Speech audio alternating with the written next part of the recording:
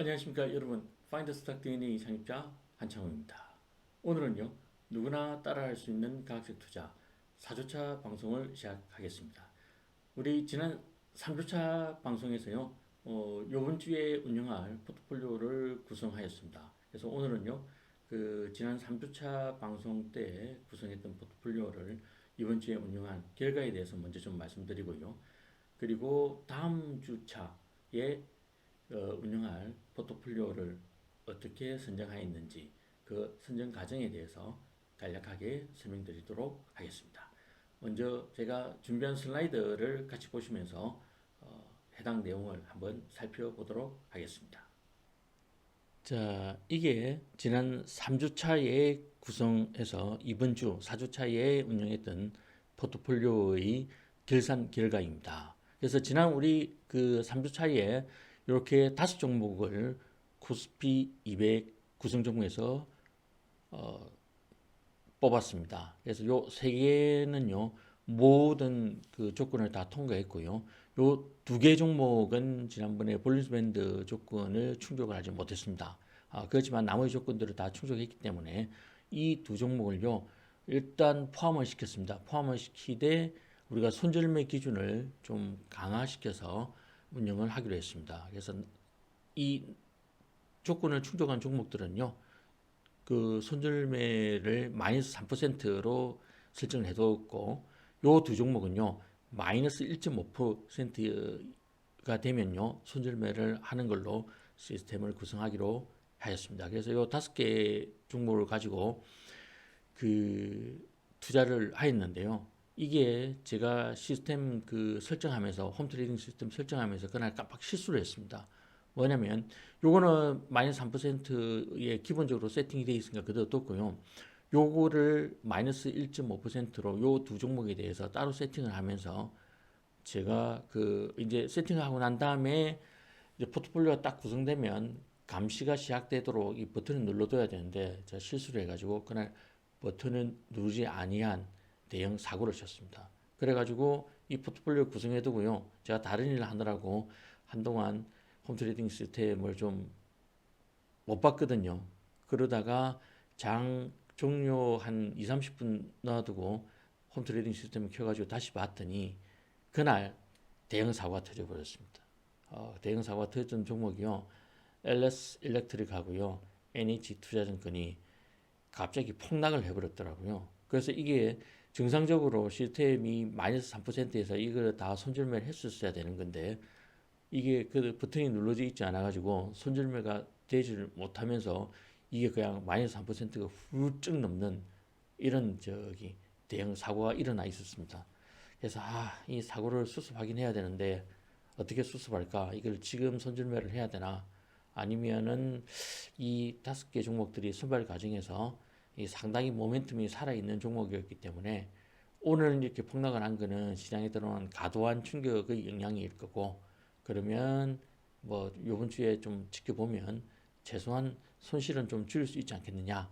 그래서 월요일 날 그냥 이 포트폴리오가 거의 마이너스 한 2% 넘는 손실이 일어났음에도 불구하고요. 그냥 포트폴리오를 그 다음날까지 가져가기로 하였습니다. 다행히 그 다음날에 이 폭락했던 LS 일렉트릭이 쭉 상승을 해가지고요. 그 거의 원금을 회복했습니다. 그래서 아주 조금의 수익을 좀 냈고요. 그리고 NH투자증권도 거의 한 마이너스 4% 정도의 손실이 나 있던 게 이게 회복이 돼 가지고요.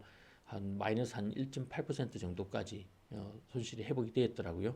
그래서 이거는 NH투자증권은 더 기다려 봐도 이게 더 손실이 좀 더 회복될 가능성은 안 보여 가지고 일단 마이너스 1.8% 정도에서 NH투자증권은 손절매를 하였습니다. 그리고 다행히 나머지 종목들은요. 한국금융지주하고 HD현대미포, 효성중공 사실 HD현대미포하고 효성중공은 볼린저 밴드 조건을 충족 못했기 때문에 제가 상당히 걱정을 했었는데 다행히 이 종목들은 큰 요동 없이 조금이지만 수익을 달성하였습니다. 그래가지고요. 이날의 최종 수익은요. 총 수익은 31,620원. 그리고 매매 비용이 6,839원, 그리고 순수익이 24,781원이 나왔습니다. 그래서 매입가 총액 436만 100원 대비 순수익의 비율은요 0.57%였습니다. 물론 목표로 했던 1% 수익률에는 훨씬 못 미치는 수익률을 냈지만요, 다행히 손실은 피했습니다. 그래서 요날 포트폴리오 결산하면서 한 가지 크게 느꼈던 게요, 왜 LS 일렉트릭하고 NH투자증권이 그렇게 월요날 폭락을 하는 것을 선별 과정에서 골라내지는 못했을까? 그래서 데이터를 쭉 살펴보니까요, 우리가 3주차까지는 그 종목을 선별할 때 스토캐스틱 기술적 지표를 살펴보지 않았습니다. 그게 큰 실수였던 것 같습니다. 이 스토캐스틱 기술적 지표는요, K 곡선하고 D 곡선 두 개로 이루어지는데, D 곡선이 80점 이상을 올라가면요, 일단 그 해당 종목은 가매수, 그러니까 상당히 지금 그 열기를 받아 불불 끓어 있는 상태라고 볼 수 있습니다.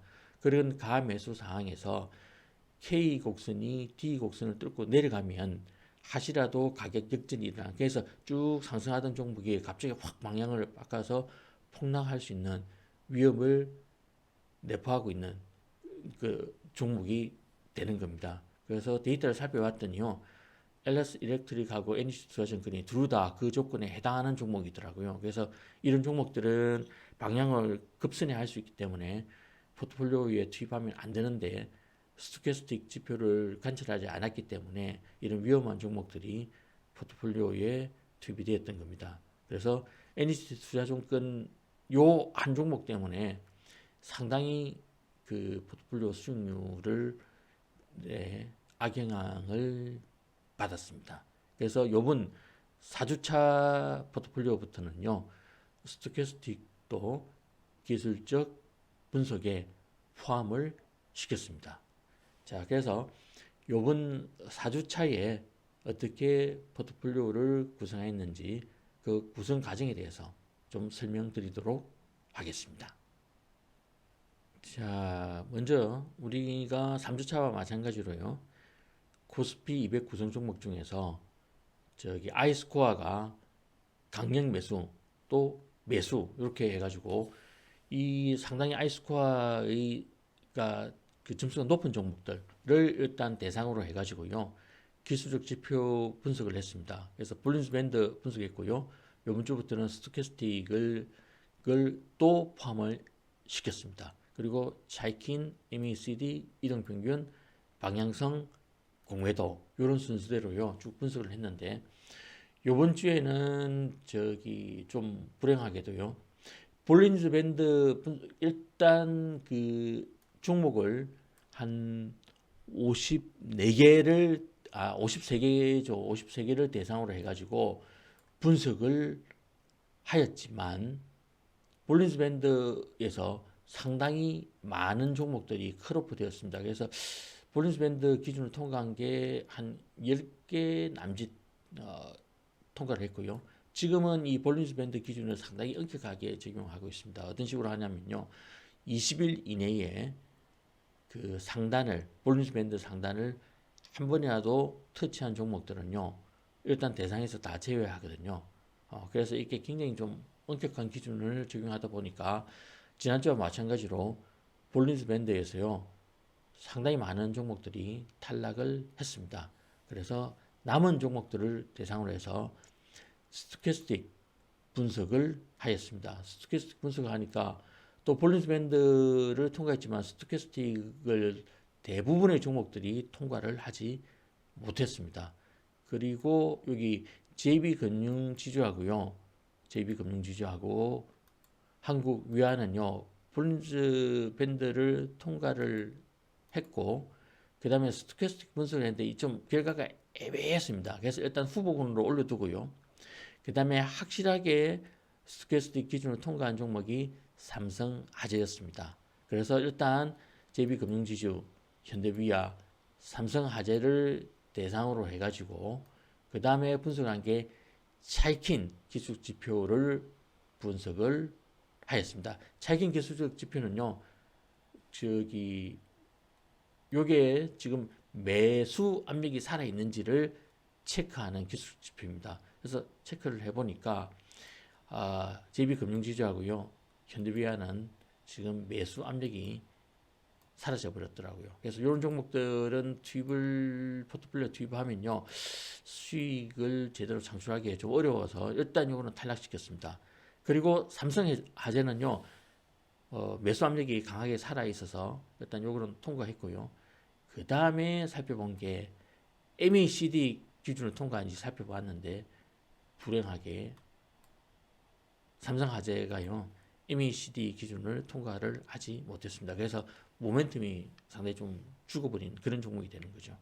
그래서 삼성화재 같은 경우에는 투입했을 때 이 모멘텀이 사라져 있는 종목이라서 하시라도 시장 외부의 충격이 조금이라도 들어오면 갑자기 방향을 선회할 위험성이 있는 종목이라고 판단이 되어서요, 이것도 탈락시켰습니다.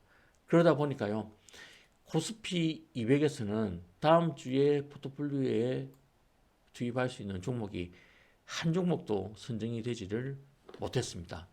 그래서 지금 이 볼린저 밴드에서 너무 강하게 지금 이 기준을 적용하고 있기 때문에 좀 이렇게 종목들 선정하는데 좀 어려움이 있는 것 같습니다. 그래서 왜냐하면 지금 2년치 데이터를 가지고서 DNA를 추출하고 있거든요.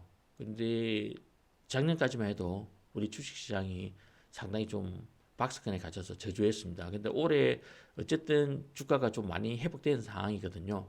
그러다 보니까 대부분의 종목들이 볼린저 밴드 상단을 터치하는 경우가 상당히 좀 많아졌습니다. 지금 현재는 볼린저 밴드를요, 플러스 마이너스 2시그마를 사용하고 있거든요.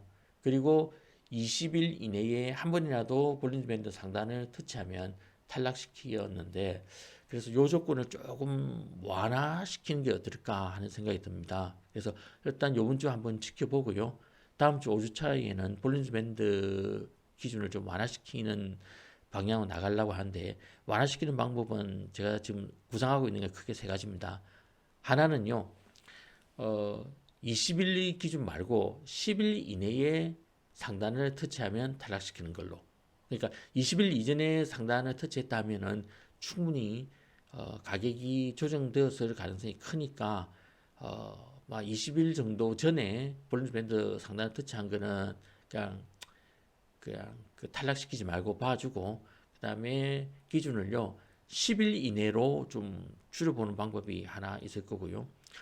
그 다음에 또 생각하는 방법은 지금 볼린저 밴드를 플러스 마이너스 2시그마를 사용하는데, 요거를요 조금 완화시켜서 플러스 마이너스 2.5시그마로 밴드폭을 좀 확장시키는 방법도 고려해 보고 있습니다. 그리고 마지막 방법은요, 아예 볼린저 밴드 기준을 참고 자료로 돌리고요, 나머지 기준만 가지고 포트폴리오에 투입할 종목을 선정하는 것, 이렇게 세 가지 방법을 지금 구상 중에 있는데, 다음 주 데이터를 한번 지속적으로 살펴보고요. 다음 주 5주차 포트폴리오 구성할 때는 이 볼린저 밴드 기준을 좀 완화시킨 기준을 어떻게 적용시킬 것인지 5주차 다음 주에 말씀드리도록 하겠습니다.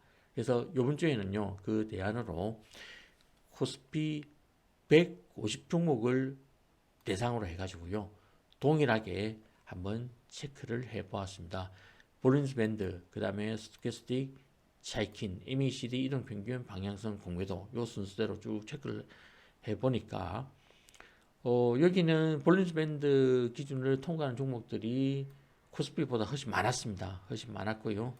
그 다음에 스토캐스틱도 대부분 통과를 했는데, 이 차이킨에 들어오니까 탈락되는 종목들이 꽤 좀 나왔습니다. 그래서 최종적으로 공매도 위험까지 테스트를 통과한 종목은요, 이 보로노이하고 리카캠 바이오, 요 두 종목이 선정이 되었습니다. 그래서 KRX 종가하고요, 한국거래소 종가를 살펴보니까 이 보로노이는 그 대체거래소 종가가 더 높았고요. 그 다음에 리카캠 바이오 같은 경우에는 QRX 종가가 더 높았습니다. 그래서 요 두 종목에 대해서 다음 주에 투자를 해야 되는데 종목이 딸랑 두 종목밖에 선정이 안 됐기 때문에 500만 원의 투자금을 각각 250만 원씩 나눠서 투자를 하느냐 아니면 우리 500만 원을 다섯 종목 투자하는 기준으로 해가지고 요 각각의 종목에 한 100만 원씩만 투자를 하느냐. 왜냐면 250만 원씩 두 개 종목에 투입하면 너무 이게 집중도가 높아지거든요. 그래서 지금 여러 가지 일을 고려를 하다가 지난 그 금요일에 미국 장이 지금 상당히 좀 안 좋은 상태로 끝났습니다. 그래서 다음 주 초반에 우리나라 코스피 코스닥 시장도 크게 좀 영향을 받을 것 같거든요. 그래서 위험 관리 차원에서요. 이 브로노이하고 리카켄 바이오에는 한 100만 원 정도씩 그러니까 약 한 10주 가량씩을 매입을 하도록 하겠습니다. 그래서 다른 주에는 예약 주문을 걸었지만 일단 예약 주문을 걸지를 않았습니다. 왜냐하면 월요일 날 미국 시장이 저조하게 끝났기 때문에 그게 월요일 날 장 초반에 우리나라에 크게 좀 영향을 미칠 거고 그러면 보르노이 리카캠 역시 이 종목도요.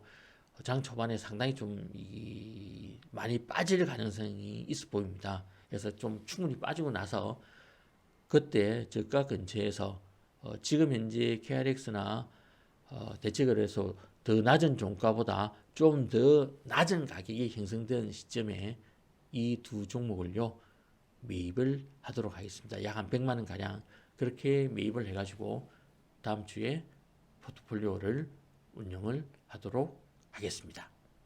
자, 이번 주 그 누구나 따라할 수 있는 과학적 투자 4주차 방송을 종료하도록 하겠습니다. 그래서 다른 주하고 달리요. 이번 주에는 1%그 수익을 달성하지 못했고 한 절반 정도 0.5%의 저조한 수익률을 달성하였습니다. 그래서 그 결과를 분석해 가지고요.